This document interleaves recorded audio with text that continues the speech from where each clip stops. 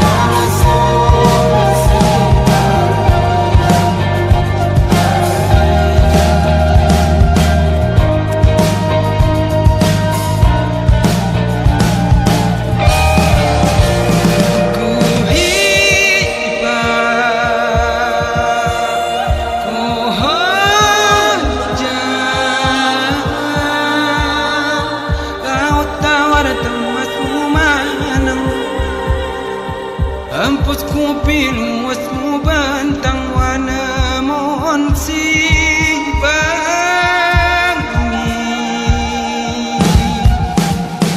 ku hijau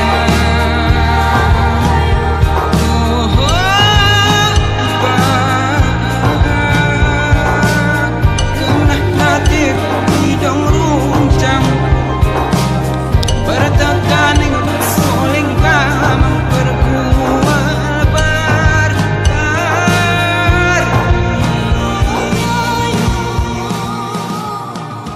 Assalamualaikum warahmatullahi wabarakatuh. Hari ini kami tim dari Dinas Sosial sudah mengunjungi lokasi yaitu di Kabupaten Aceh Tengah, Kecamatan Linge, khususnya di pemukiman Jamat. Terdapat 5 kampung, Pak Wan ya. Jadi kami sudah mengunjungi beberapa kampung, 4. Jadi hasilnya sudah kami rangkum. Pada intinya pemukiman Jamat ini untuk yang menjadi masalah utama adalah akses jalan ya. Akses jalan terutama ada yang tidak beraspal. Juga ada desa-desa, dusun-dusun yang harus menyeberangi sungai memakai jembatan gantung seperti ini. Nah, ini tidak bisa masuk mobil sehingga bahan-bahan pertanian masyarakat itu tidak bisa dipasarkan dan akan makan ongkos yang besar ya ketika mereka masarkan.